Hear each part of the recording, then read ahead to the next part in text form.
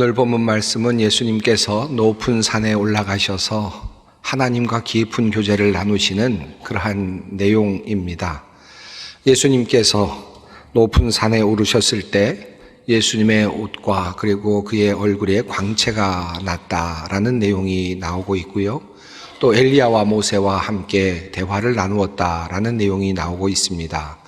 또 그곳에 베드로와 야고보와 요한이 함께 있었고 그리고 하늘로부터 오는 음성이 있었다라고 하는 내용이 오늘 본문에 나오는 내용입니다.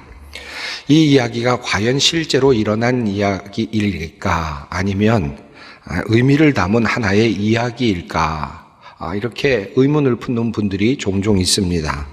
세상에 고대 종교와 관련된 책을 많이 읽으신 분들이나 또는 신화라든지 이와 같은 책들을 읽으신 분들은 이러한 유형이 예수님을 신격화하는 하나의 문학적인 의도가 있는 시도가 아니었을까 이렇게 생각하는 분들이 있습니다.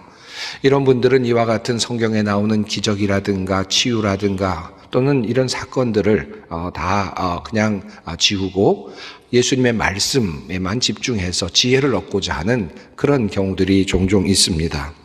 변화산 이야기도 그렇습니다. 참 믿기 어려운 그와 같은 이야기를 성경이 우리에게 전하고 있습니다. 아마도 초대교회에도 이와 비슷한 생각을 가지고 있었던 사람들이 있지 않았나 싶습니다. 그래서 이러한 생각을 가진 사람들을 위하여 베드로는 그의 서신인 베드로후서 앞부분에서 이와 같이 말합니다. 우리가 여러분에게 우리 주 예수 그리스도의 권능과 재림을 알려드린 것은 교묘하게 꾸민 신화를 따라서 한 것이 아닙니다. 우리는 그의 위엄을 눈으로 본 사람들입니다. 더없이 영광스러운 분께서 그에게 말씀하시기를 이는 내 사랑하는 아들이요 내가 좋아하는 아들이다 하실 때에 그는 하나님 아버지께로부터 존귀와 영광을 받았습니다. 우리가 그 거룩한 산에서 그분과 함께 있을 때에 우리는 이 말소리가 하늘로부터 들려오는 것을 들었습니다 라고 말씀합니다. 이 말씀의 내용은 베드로와 또 그 다른 제자들이 변화산에서 예수님과 더불어서 경험했던 그 사건을 이야기하고 있는 것입니다. 다시 말하면 베드로와 야고보와 요한이 이 경험을 실제로 했다라고 하는 말을 다시 증언하고 있는 부분이라 할 수 있겠습니다.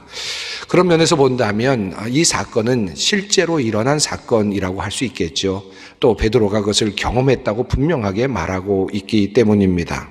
자, 그렇다면 하나님께서는 왜 믿기 어려운 이와 같은 일을 하셨을까요? 하나님께서는 왜 이와 같은 사건을 만들어 내셨을까?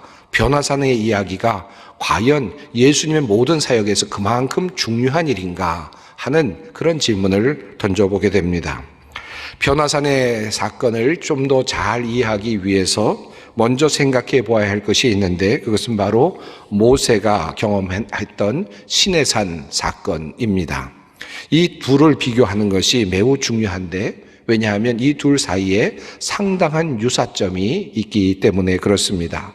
다시 말하면 하나님께서 변화산의 사건을 의도적으로 일으키셨다면 이 사건이 구약에 있었던 시내산 사건과 매우 밀접하게 연관되어 있고 그리고 그 의도 안에서 하나님께서 변화산의 사건을 만들어내셨다라고 볼 수 있기 때문에 그렇습니다. 성경은 그 사실을 우리에게 여러 방면에서 알려주고 있습니다. 우선 산으로 올라가는 장면이 유사합니다. 먼저 출애굽기 24장을 보면 하나님께서 십계명을 주시겠다고 모세에게 말씀하시면서 산으로 올라가라고 하시죠. 그때 함께 올라간 사람이 있었습니다. 모세와 더불어 함께 올라갔던 사람은 여호수아였습니다. 오늘 본문 속에도 예수님께서 산으로 올라가시는데 그와 함께하는 사람들이 있었습니다. 베드로와 그리고 야고보와 요한이었습니다. 이 둘의 공통점이 있다면 무엇일까요? 그들은 모두 그 모세와 예수님을 이후에 함께 했을 후계자들이라고 할 수 있겠습니다. 모세가 이제 자신의 일을 마친 후에 그 다음을 이어간 사람이 여호수아였죠. 그리고 또 예수님께서 자신의 사역을 모두 마무리하신 다음에 교회를 세우는 일, 그 이후의 일들을 감당했던 사람이 베드로와 야고보와 요한이었습니다. 그러므로 하나님께서는 산에 오르게 하셨을 때 그들과 함께 하는 사람들, 모세와 또 예수님과 함께하는 사람들을 부르셨습니다. 이 말씀은 이 이야기가 공동체의 경험이 되어야 된다라는 의미이겠고, 동시에 이 이야기는, 이 사건은 대대로 이어져서 많은 사람들에게 전해야 할 그와 같은 사건이다라는 의미를 담고 있다고 할 수 있겠습니다. 또 다른 공통점이 있는데, 구름이라고 하는 공통점이 있고 엿새 후라고 하는 공통점이 발견됩니다. 출애굽국 24장은 이렇게 되어 있습니다. 모세가 산에 오르매 구름이 산을 가리며 여호와의 영광이 시내산 위에 머무르고 구름이 엿새 동안 산을 가리더니 일곱째 날에 여호와께서 구름 가운데서 모세를 부르시니라. 이 구름 가운데 있었다라는 말씀과 엿새 동안이라고 하는 표현이 나옵니다. 그런데 예수님께서 변화산에 올라가셨을 때에도 구름이 와서 그들을 덮습니다. 그리고 놀랍게도 엿새 후에라고 하는 표현이 마가복음 9장 2절 앞부분에 나옵니다.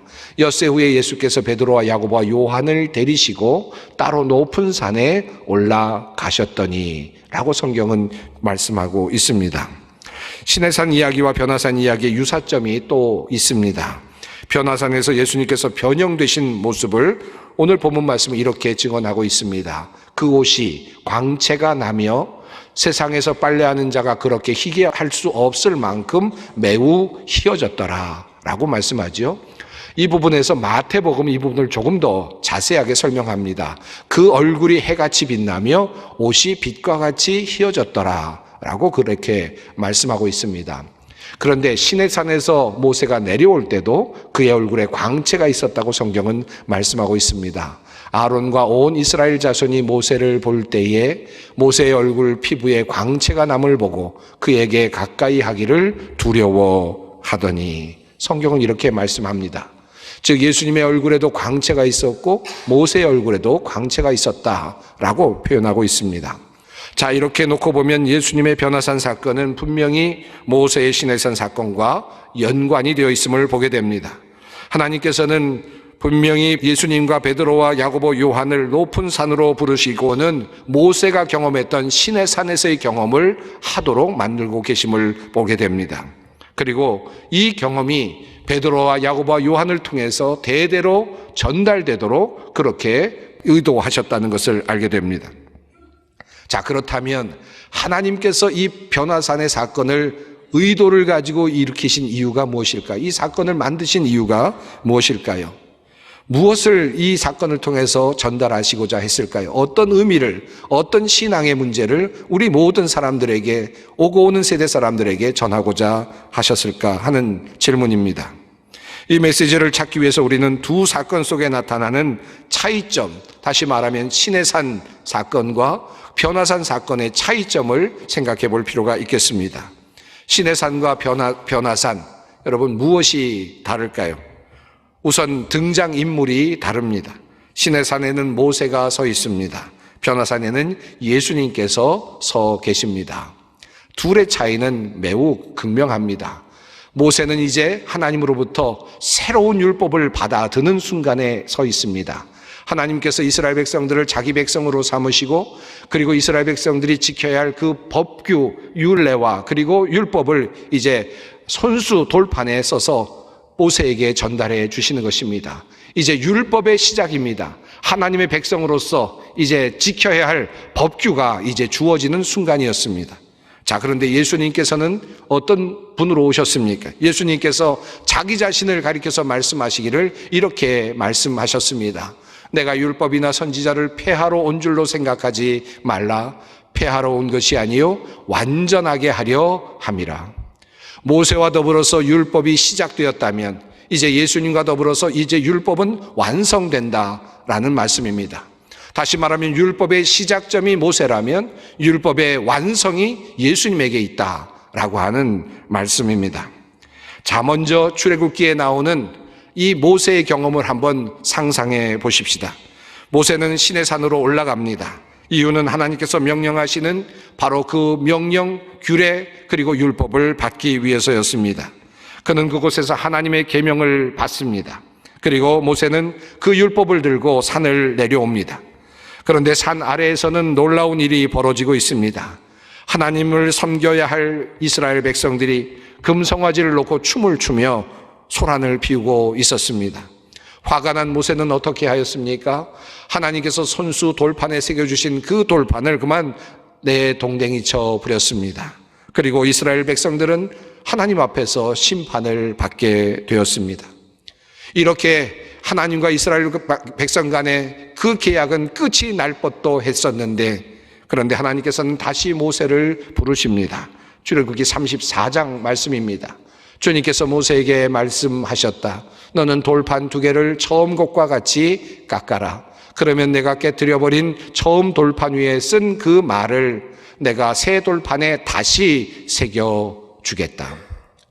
하나님께서는 이제 은혜롭게도 다시 깨어진 그 돌판을 다시 새롭게 하시면서 새 돌판에 똑같은 그 계명을 다시 새겨주시겠다고 말씀하십니다. 이것은 하나님의 큰 은혜였습니다. 이제 다시 한번 기회를 주시는 하나님의 선물이기도 했습니다. 그 후 모세는 다시 하나님으로부터 받은 언약의 돌판을 가지고 산을 내려옵니다. 얼굴에는 광채가 가득했습니다. 그렇게 전달된 것이 바로 하나님의 2번째 언약의 돌판이었습니다. 그러나 이스라엘의 역사를 보면 어떠하였습니까?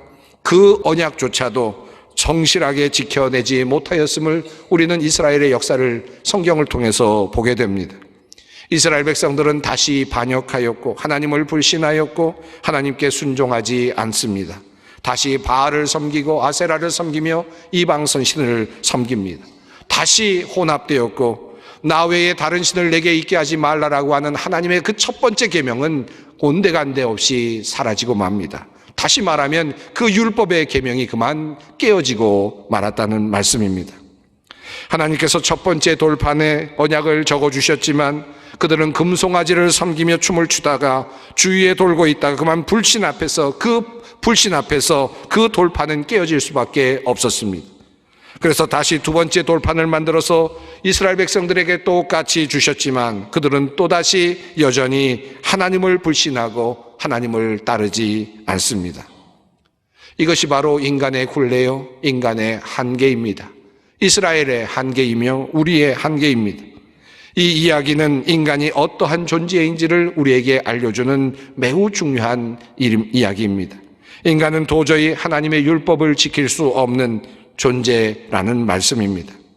첫 번째 돌판도 깨어졌습니다. 2번째 돌판도 이스라엘 마음속에서 그만 깨어지고 말았습니다. 그리고 긴 시간이 흘렀습니다. 이스라엘은 도저히 하나님의 율법을 지킬 수 없는 그와 같은 참으로 불쌍한 존재가 되어 있었습니다. 그리고 그때 예수님께서 이 땅에 오십니다. 예수님의 말씀처럼 주님은 율법을 완전하게 하시기 위함으로 이 땅에 오셨습니다. 즉 율법의 문제를 해결하시고자 이 땅에 오셨다는 말씀입니다. 예수님께서 율법을 완전하게 하신다라는 말의 뜻은 율법을 조금 더 세밀하게 다듬고 정교하게 만든다라는 의미가 아닙니다. 율법이 의미했던 그 기능을 확실하게 수행할 수 있도록 만들겠다라고 하는 말씀이죠. 그 뜻은 무슨 뜻입니까? 율법의 기능은 무엇이었습니까? 하나님과 선택된 하나님의 백성 사이에 한 관계가 이루어지고 그리고 하나님의 백성이 되고 이스라엘은 하나님의 백성이 되고 하나님은 이스라엘의 하나님이 되는 그와 같은 관계를 만들어주기 위한 매개체가 바로 율법이었던 것이죠. 그 율법, 그 기능을 완성하시기 위하여 예수님께서 오셨다라고 하는 말씀입니다. 바로 변화산 사건은 하나님께서 3번째로 다시 써주시는 돌판 이야기라 할 수 있습니다. 하지만 이번에는 그것을 돌판에 새겨주시는 것이 아니라 제자들의 마음판에 우리의 신비에 새겨주시고자 하십니다.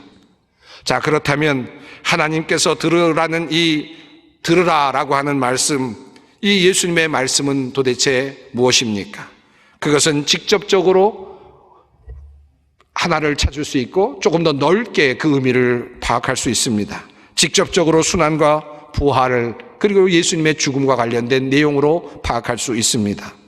예수님께서 그 이야기, 그러니까 변화산의 이야기 주변에서 말씀하신 내용을 살펴보면 이런 내용으로 되어 있습니다. 앞과 뒤에 동일한 내용이 존재하고 있음을 보게 됩니다. 변화산 이야기 앞에도 그리고 변화산 이야기 뒤에도 있는 말씀은 예수님께서 순환을 받으실 것과 다시 살아나실 것과 관련된 내용입니다. 변화산 이야기 바로 앞의 내용은 예수님께서 제자들에게 사람들이 나를 누구라고 하느냐라고 물으시는 장면입니다. 더러는 엘리야라고 하고 선지자라고 합니다 라고 말씀하자 너희는 나를 누구라고 하느냐라고 묻죠. 베드로가 주는 그리스도이십니다 라고 대답합니다. 그러자 주님께서는 그 다음에 바로 이어서 이제 첫 번째로 마가복음에 따르면 자신의 순환을 받아야 될 내용에 대하여 말씀하십니다.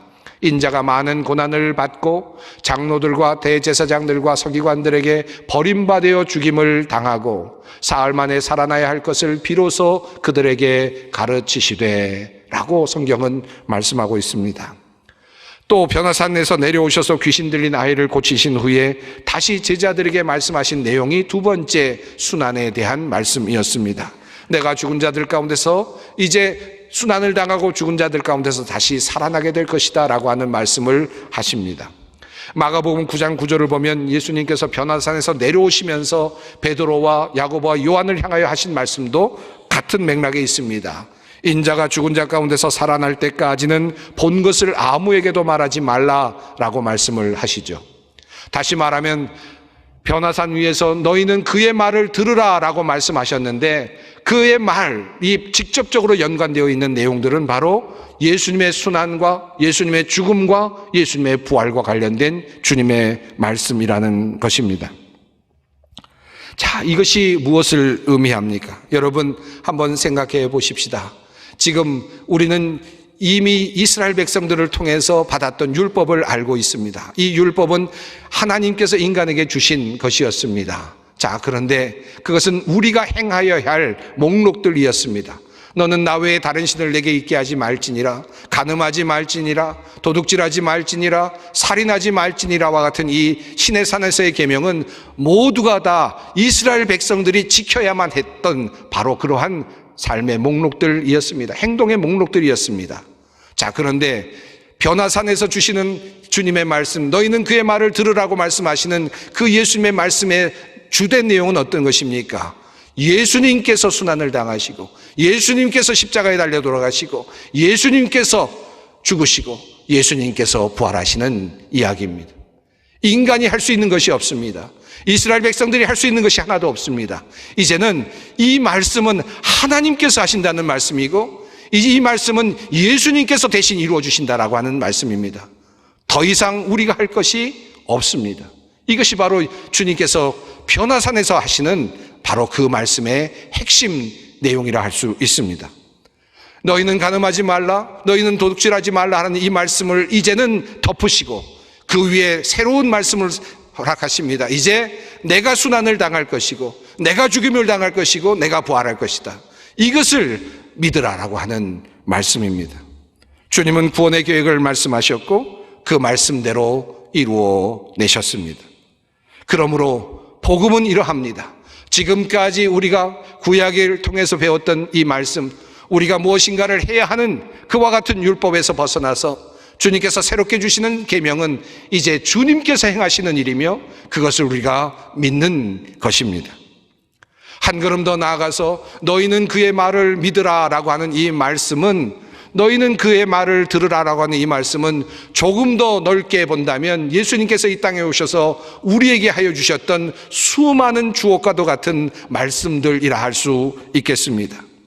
예수님께서 무슨 말씀을 하셨습니까? 예수님께서 이렇게 말씀하셨습니다.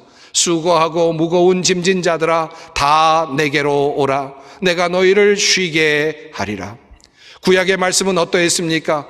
도둑질하지 말아라, 간음하지 말아라, 나 외에 다른 신을 섬기지 말아라, 나는 질투하는 신이다 라고 말씀하셨는데 이제는 그 모든 것들을 덮으시고 주님께서 말씀하시기를 수고하고 무거운 짐진 자들아 다 내게로 오라. 내가 너희를 쉬게 하리라. 이 말씀으로 바꾸시는 것입니다. 이것이 바로 복음입니다. 주님께서 또 어떤 말씀을 하셨습니까?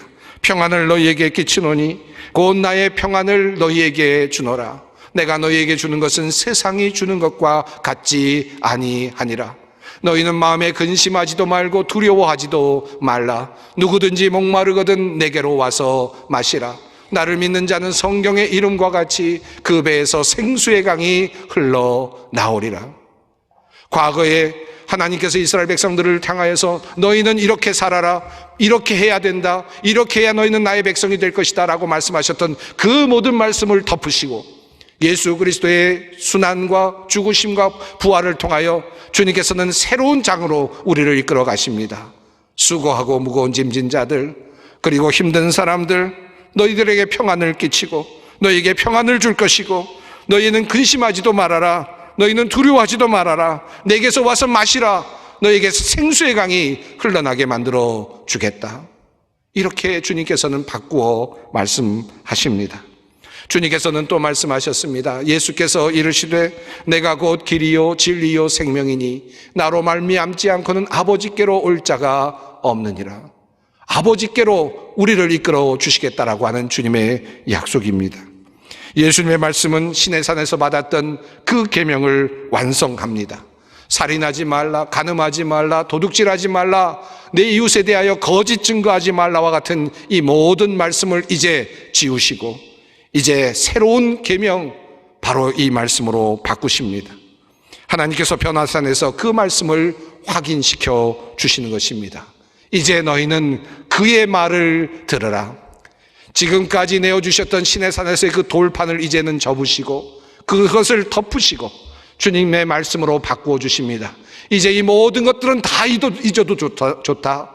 이미 이 모든 것들은 예수 그리스도의 그 희생과 죽으심과 부활로 완성되었기에 이 모든 것을 내가 덮으마.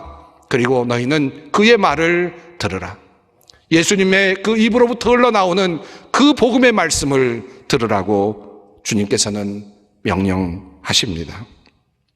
이것이 하나님께서 변화산에서 새롭게 세우시는 새로운 율법이요, 새로운 돌판이요, 새로운 계명입니다. 너희는 그의 말을 들으라. 이 말씀이 우리에게는 너무나도 큰 은혜입니다. 이제 어떻게 살아야만 되는가, 하나님을 기쁘시게 하기 위해서 어떻게 해야만 되는가, 구원 얻기 위해서 어떻게 살아야 되는가가 아니라 이미 모든 것을 완성하시고 그리고 모든 문제를 해결하신 주님께서 우리에게 말씀하시는 그 말씀을 늘 기억하십시다. 수고하고 무거운 짐진 자들아, 다 내게로 오라. 내가 너희를 쉬게 하리라. 우리에게 필요한 것은 바로 이 믿음뿐입니다.